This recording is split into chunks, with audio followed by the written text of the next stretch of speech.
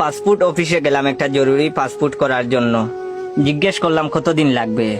ওনারা বললেন সাধারণত 12 দিনে পাওয়ার কথা, তবে এখন বই সংকট, 1 মাসও লাগতে পারে। মন খারাপ করে বাইরে চলে এলাম। অমনি এক দরবেশ বাবা ডাক দিল, হে বৎস, মন খারাপ করে কোথায় যাচ্ছিস? তোর কি লাগবে আমাকে বল।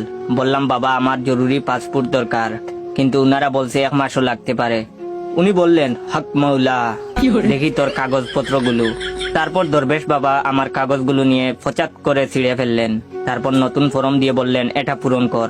আমি বললাম বাবা আমি তো অরিজিনাল কুমিল্লার রসমালাইয়ের মতো খাঁটি ফার্স্ট ক্লাস গেজেটেড কর্মকর্তা দিয়ে সত্যায়িত করে এনেছিলাম, এখন আবার গেজেটেড কর্মকর্তা পাবো কোথায়? বাবা বললেন আমার চেয়ে বড় কর্মকর্তা আর কে আছে রে এই জগতে, তুই পূরণ কর। সত্যায়িত আমি করব। ফর্ম পূরণ করে বাবার হাতে দিলাম। বাবা বললেন হাদিয়া দিয়ে ছবি তুলে তুই জাগা, ঠিক 4 দিন পর তোকে স্বপ্নে কল দেব, এসে বই নিয়ে যাবি।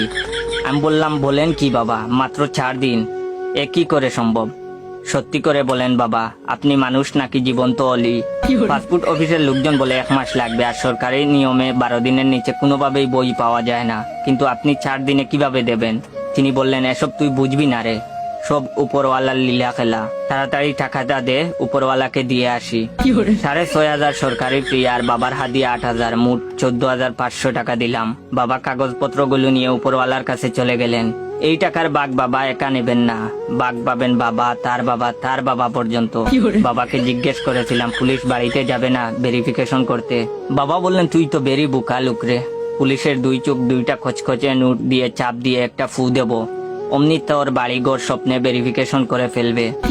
সব উপরওয়ালার লীলা খেলা রে, হক মৌলা। ঠিক 4 ওয়ার্কিং ডে এরপর আজকে বাবা কল দিলেন, আয় বৎস পাসপোর্ট নিয়ে যা। আজকে 9 অক্টোবর, অথচ ডেলিভারি স্লিপে লেখা ডেলিভারি ডেট 15 অক্টোবর 2023। সত্যি দরবেশ বাবার হেকমত বড় কড়া। আমি বাবার চরণ দুটিতে লুটিয়ে পড়লাম। বাবা আপনি সেরা, আপনার পদধূলি দেন।